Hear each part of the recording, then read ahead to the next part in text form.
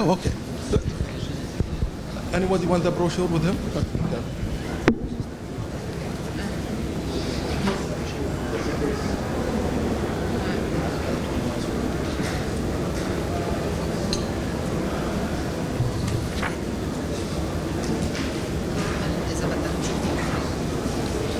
Disruption of the workshop.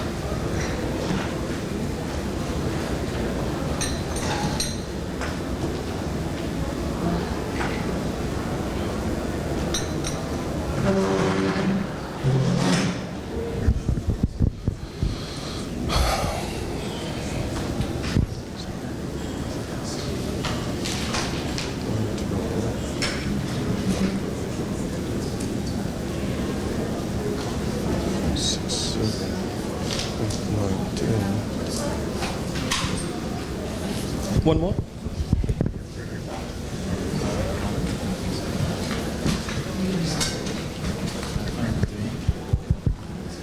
Yes, there are discounts. Set the timer. Some of this notes looks familiar. Good, happy to see the notes. Happy to see it.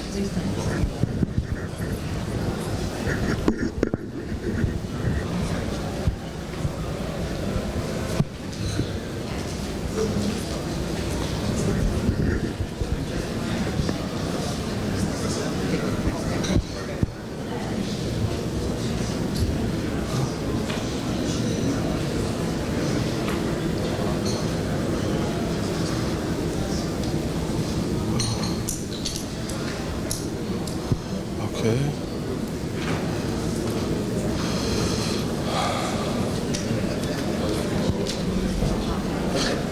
We'll start in a minute. In a minute.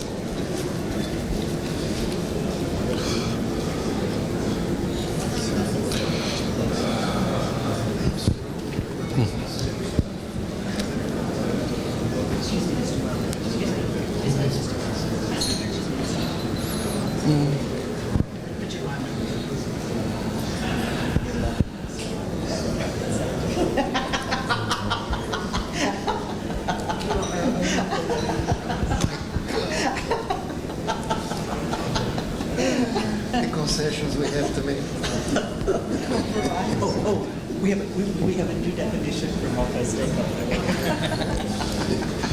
Well, good morning, everyone, and thank you for being with us and joining us today in Workshop 196, IGF and Enhanced Cooperation, Parallel or Connected. I would like to welcome our distinguished panelists and thank them for accepting to be the panelists for our workshop. First, with you, the moderator, Qusay Shatti from Kuwait Information Technology Society. And I would like to welcome you all. And let me introduce to you our distinguished panelists. First, Ms. Desiree Mirozovic from ISOC UK. Mr. Carlos Afonso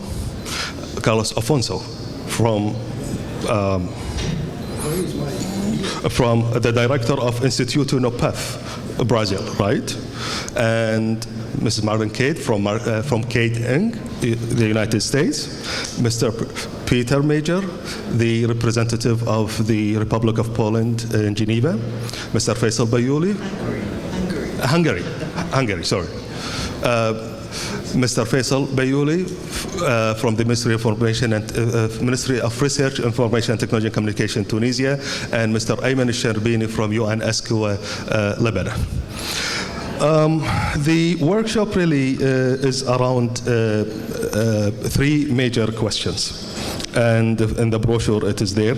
The first question is, can we view the IGF and enhanced cooperation as two linked processes since they both address IG public policies, or they should remain as two independent tracks?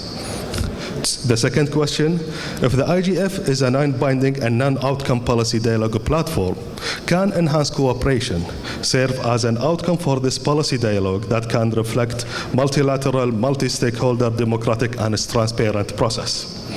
Three, has been envisaged as a separate track to the Internet Governance Forum. And at the time, some governments saw the enhanced cooperation process as an animal with a tooth, should there be a need for it.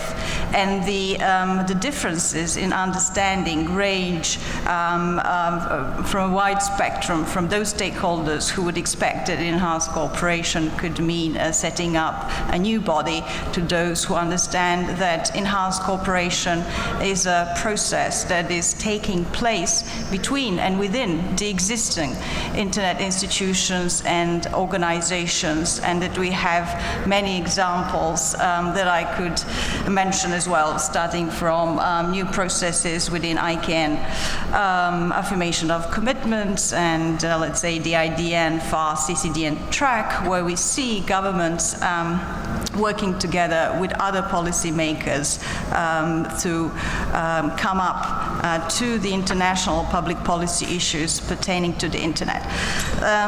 So I hope, while we recognize that it was a separate track, that these different meanings and readings into what it is were not very helpful and not very resolved.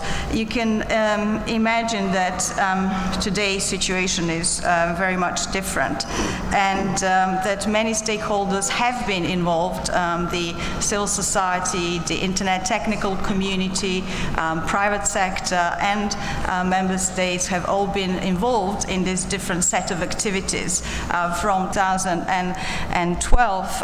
In December, I believe this was a key issue when the decision by the UNGA asked the Commission for Science and Technology for Development to convene a working group on enhanced cooperation. And in 2013, in January, the formation of this group was discussed, and a fully multi-stakeholder group has been formed with participants from governments, private sector, civil society, academia, Internet technical community. It was an open call and an open process for these representatives to be included in the work on the CSDD, Working Group on Enhanced Cooperation. And so far, far, 3 meetings have been held in May 2013, and then in November 2013, and lastly in February 2014. And this report has also been discussed in June 2014 at the meeting for Commission for Science and Technology for Development. So I do believe that it's obvious for many stakeholders that international or public policy issues pertaining to the internet cannot be solely left to the governments, and it should include other stakeholders. So all this set of activities has included other stakeholders, but we have not come up to this defining the way and the definitive meaning of such a term, and maybe it's too early as well.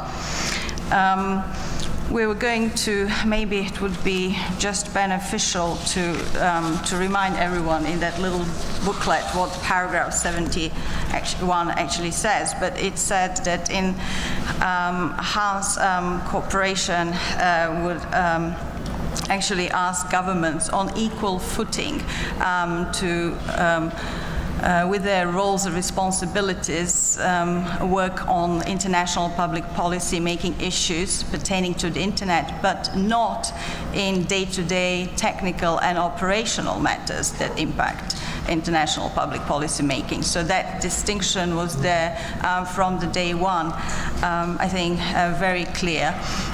But in terms of what still remains to be discussed and input to be made, and all our community to come together and make further input, is to define this process a little bit better.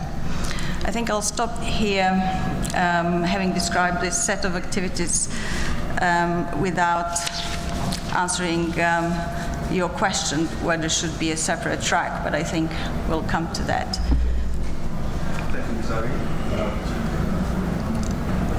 Thank you, Ms. Ari. And I'll pass the floor to our dear colleague, Carlos Aposto from Brazil. Please. We'll use this one.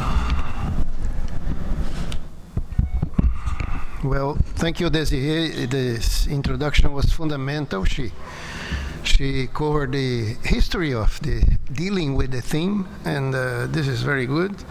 I would start by saying that the internet is an international phenomenon, which is quite interesting in several aspects. One of them is that I remember that in the 90s, until the 90s, one of the major discussions in intergovernmental fora, UN or non-UN, was the issue of transborder data flows. And this, after the internet, is no longer an issue which is treated as it was before. And of course, it still remains a challenge on many aspects of the question. But the fact is that this is the extent to which the internet has influenced the communication of societies. And of course, all sectors need to be aware of that and participate in this process, in the development of this new thing called the internet. For the first question, I think that the IGF is enhanced cooperation in practice. Which enhanced cooperation? In the debates in the working group on enhanced cooperation, we had strong views of a smaller group of governments which said that enhanced cooperation is an issue because covered and should basically be regarded as a sort of Bible or the Quran of information society, and nothing should be changed, and all that was needed was there. And of course, this is not the point, because the view most organizations of civil society, even the private sector, and the majority of governments have, is that enhanced cooperation goes beyond an intergovernmental agenda and has to involve all sectors of society in its discussion. That's why I say that the IGF is enhanced cooperation in practice. The second point, this is the practice of enhanced cooperation that we want. As simple as that, no? Thank you. Thank you, our dear colleague Carlos, for this wonderful intervention. I'll pass the floor to our dear colleague Peter, please.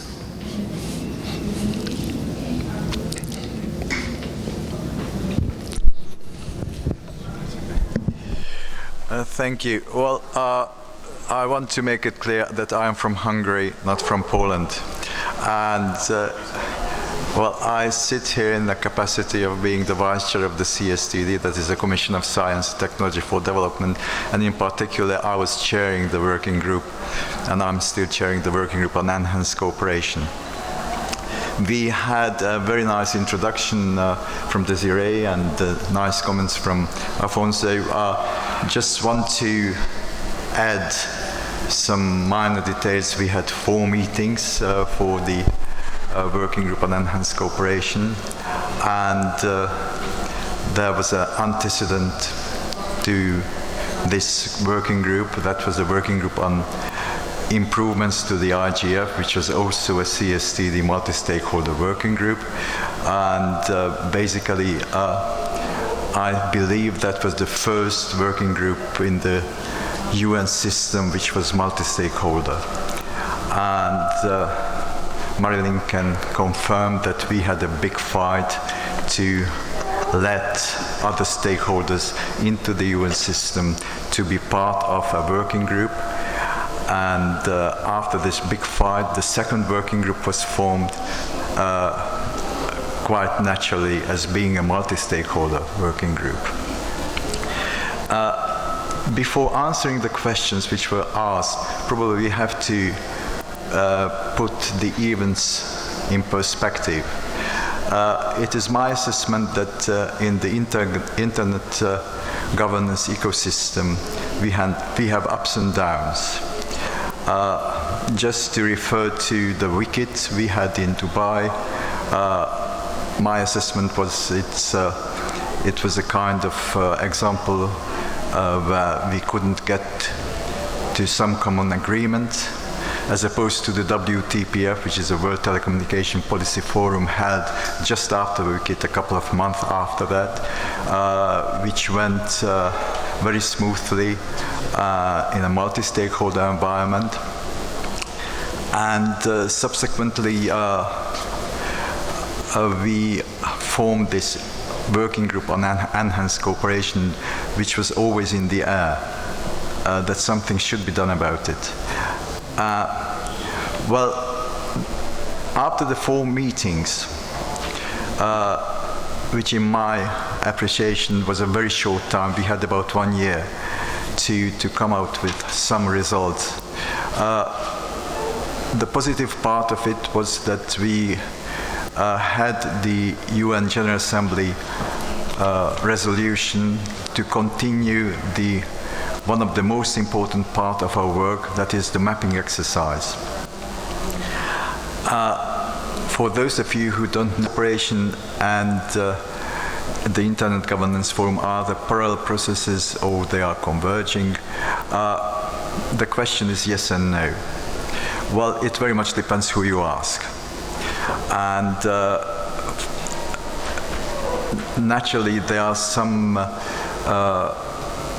parties who think that enhanced cooperation is not happening, and there are a lot of other stakeholders who think that it is happening. Probably we shall have a definitive or a more accurate answer to this question after the mapping exercise has been completed.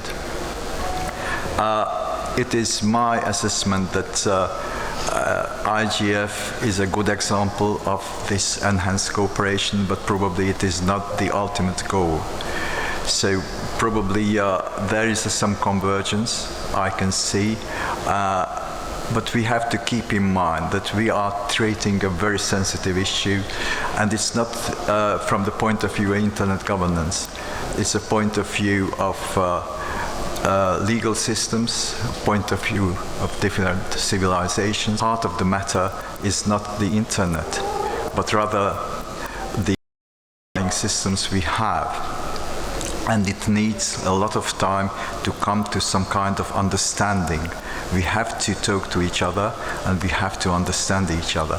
So, as I always say during my meetings, I'm always optimistic, and I think the time will come that we are going to understand each other and we are going to have the enhanced cooperation as will be satisfying for all. Thank you. Thank you, sir, and apologies again for the unintended mistake. I will pass the floor to Mr. Faisal Bayouli from Tunisia. Please take the floor. I am Faisal Bayouli from the ministry in charge of the ICT. I will talk about the experience of IGF and enhanced cooperation in Tunisia as an example of what we can do in this field. So in Tunisia, and especially after the regional and international level, in Tunisia we participate in many forums and working groups about the enhanced cooperation and especially the follow-up of WIS outcomes implementation in ITU, in CSTD, and we don't have we learn about the discussion in these working groups and in these forums to have I don't know if to have not a decision, but to be in the move of this discussion, and also in Tunisia we organized many forums and conferences. Like in 2013 we organized the Freedom Online. What it wasn't we can't imagine it a few years ago. We organized in Tunisia. We participate, for example, in the IGF in Baku at ministerial level. So it's the government is and every meeting stakeholder play the role that his role in this kind of discussion. Thank you. Thank you, Faisal. Thank you. And I'll pass the floor to my dear colleague Ayman from the UNESCO Beirut.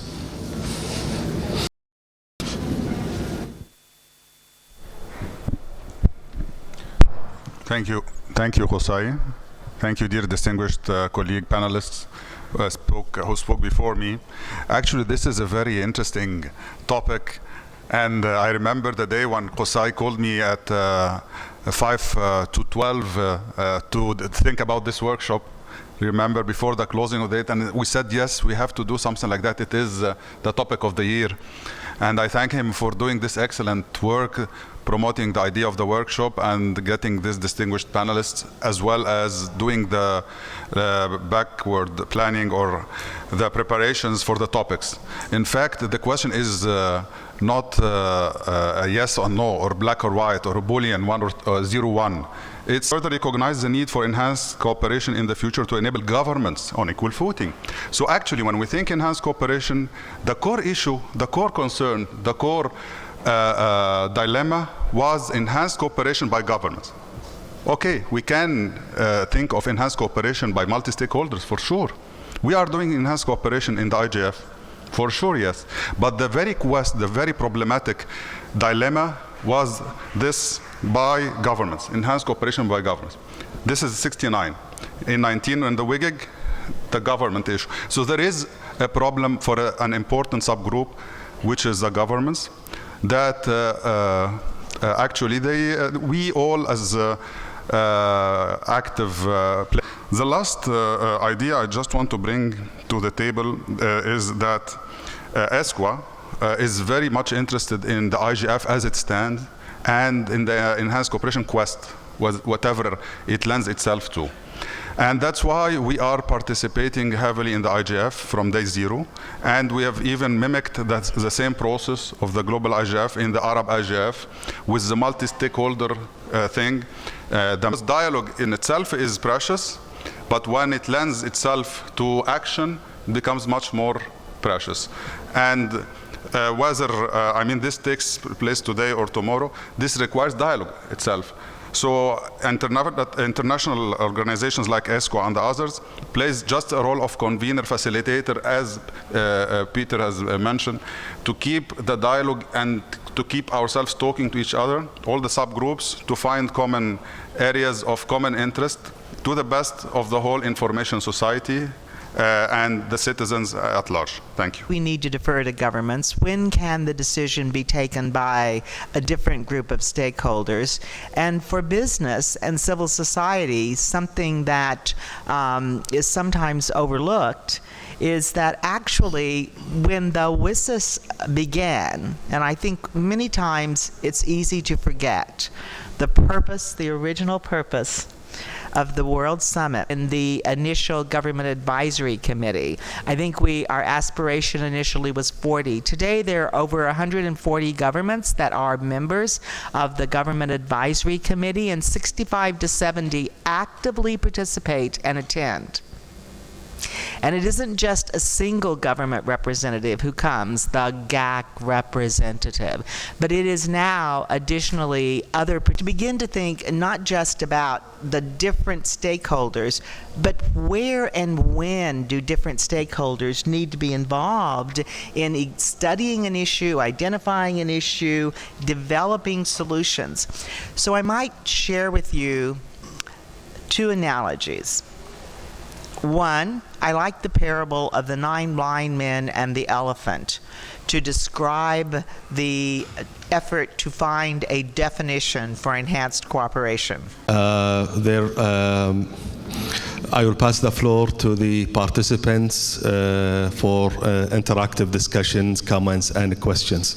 So the floor is for the attendees. Please introduce yourself before the question. Please. Thank you. I think I need a mic. You can keep yours maybe.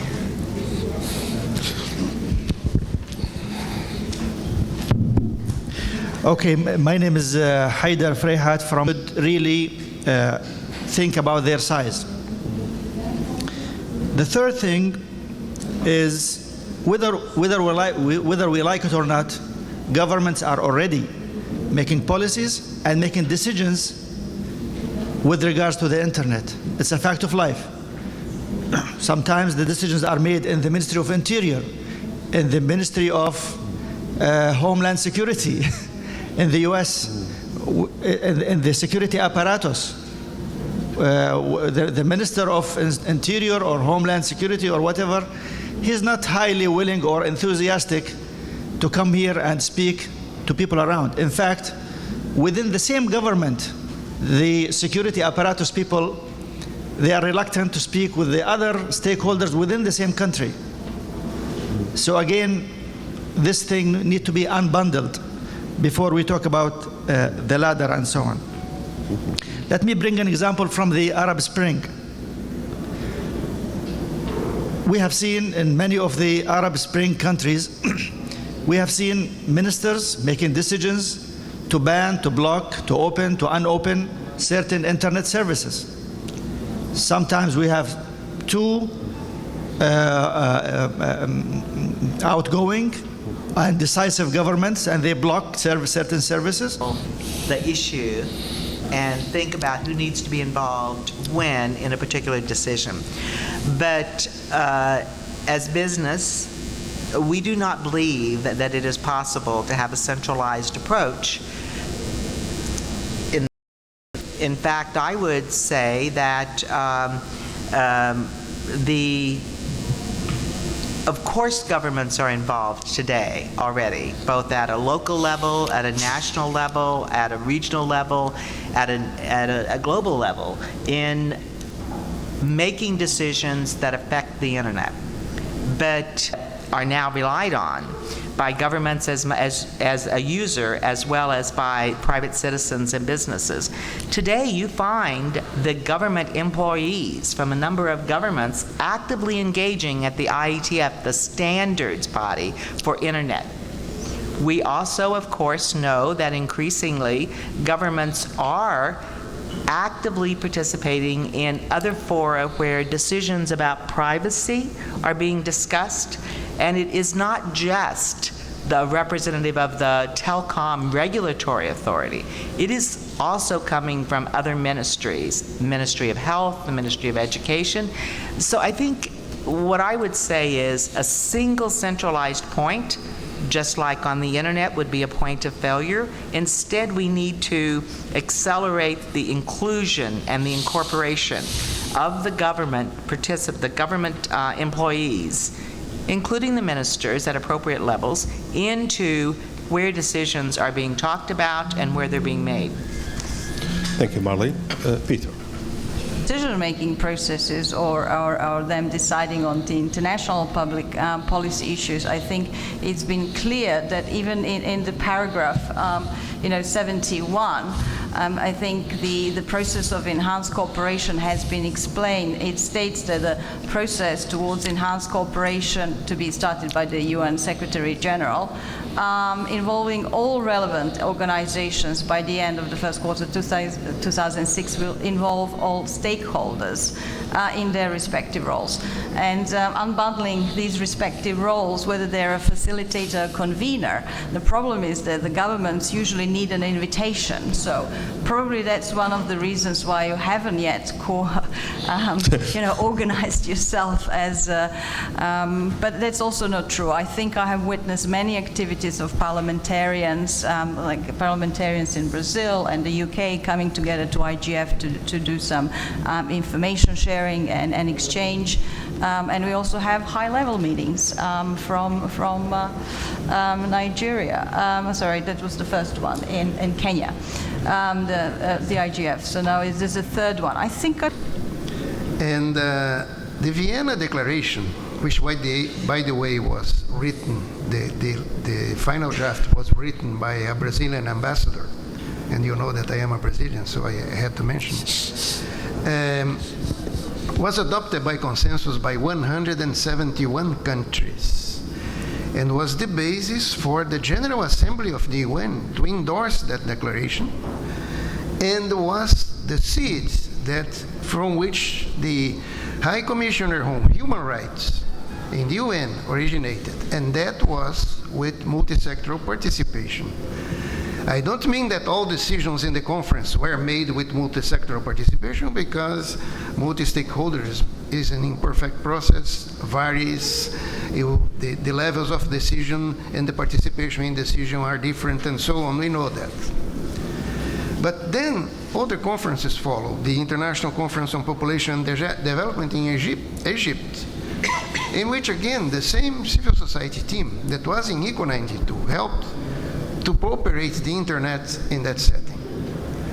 And the World Summit for Social Development in Copenhagen in March 95.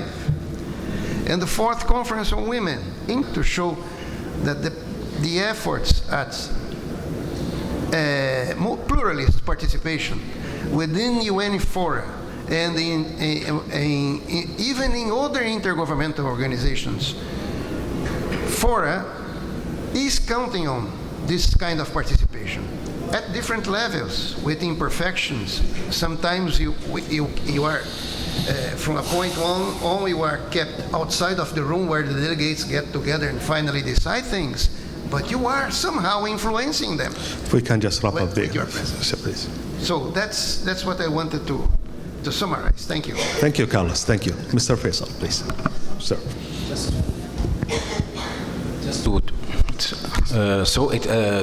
The remark of Mr. Ferihat about to distinguish democracy, democratical regime and autocratic regime. It's very important, I think, and this process of internet governance is very linked to the governance in other fields. So it's very important to link the internet governance to the other kind of governance, and the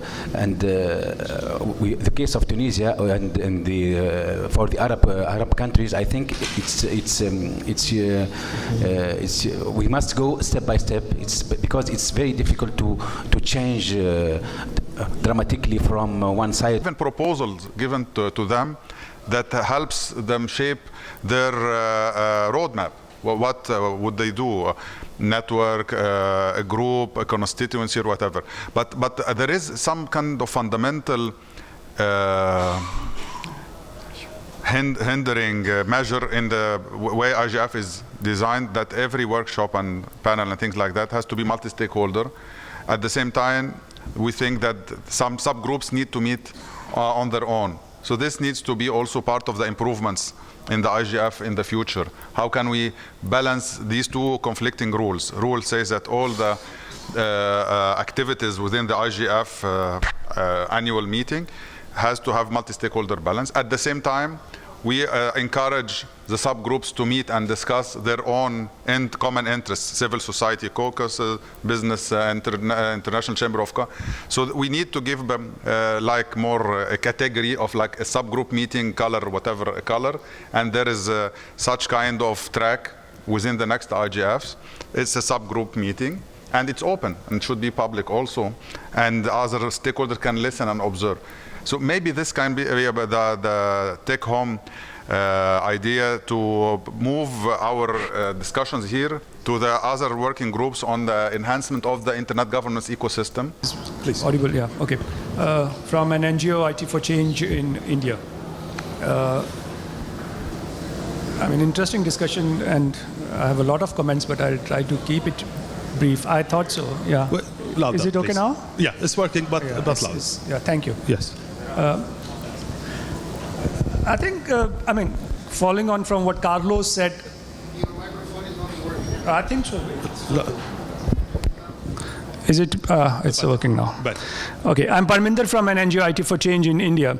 Very interesting discussion and a lot of things I would like to follow on, but would try to keep my comments short. Carlos, I agree that since 1992 end of Cold War, geopolitics changed, and there is an increasing move towards participatory democracy in a global system, which has been going well till I think the balance of power got shifted, and that's what we are talking about, where the center got so displaced, in my view, that instead of making policies, we have reached a position of policy paralysis, and the thing has become so for internet policy. Second point is that need in many ways global before we come to the point who should do it. Privacy, how the internet is eating up media, how it's eating up newspapers. I am not taking sides, but the fact that tectonic shifts are taking place, and they should be under some kind of social control. They should be under some kind of democratic control. They are not. And this is almost universal perception among people. How private censorship takes place. Some videos are removed, others are not removed. Google removes 1 million links on IP violations, what it thinks is IP violation, and private players are deciding what is IP violation. Huge lists of them. These kind of things are happening. .health has been given to a body which is thought to be protecting big pharma interest, and if somebody asked me in India whether they should selling generic drugs register under .health, I would say don't do it, because the US law would apply and you can be kind of your thing can be taken away. .book, kind of cyber peace issues, any number of them, and nobody is doing anything about it. The issue is, do you guys think anything needs to be done? And I hear a lot of stuff on we are progressing slowly. We are in very fast changing times, and whoever thinks we are doing well could be on the right side of the gains which are coming in the new internet society. And a huge number of people are on the wrong side of the distribution of wealth, social power, political power, and all kind of redistributions which the internet affects. And therefore, community. But as we know, most of the decisions about the internet are, and policies are made within the national laws.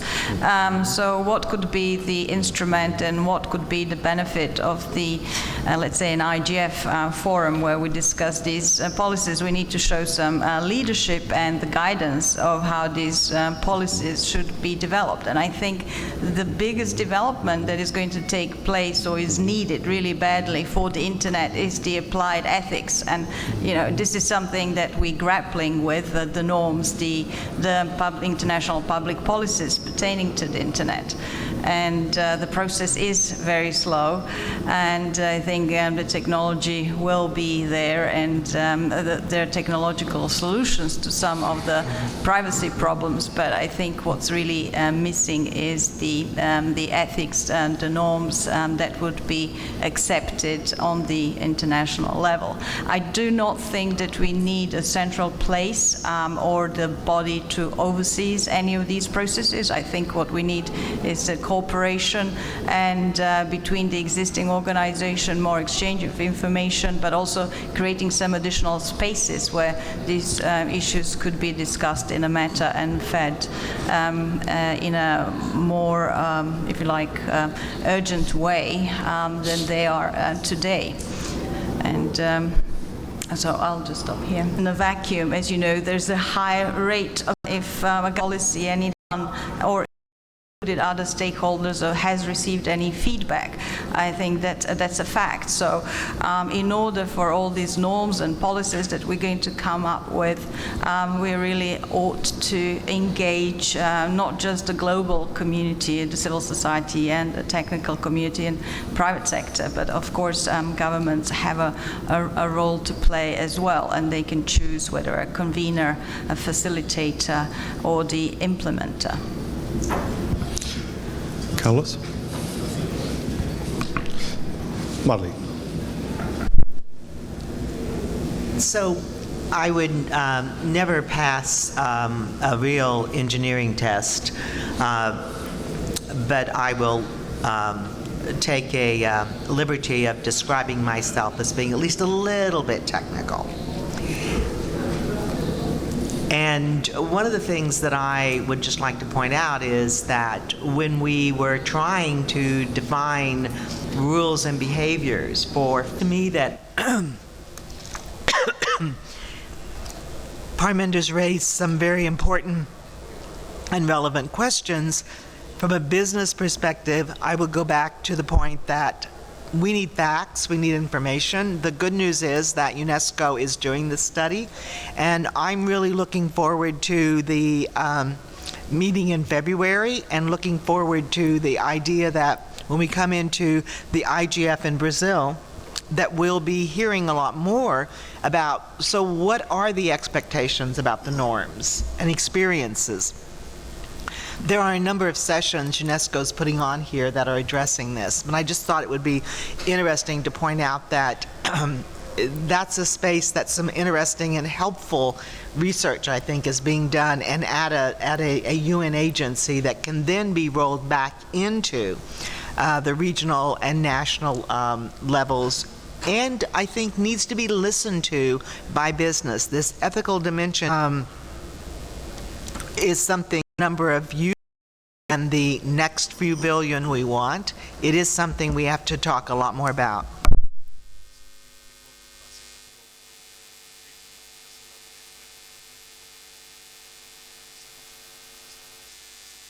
And it was talking about instrument setting for these 4 issues, but there was a kind of different views about instrument setting, that this is too advanced to talk about. So it was called on the General Assembly of the UNESCO to do the study. Peter, please.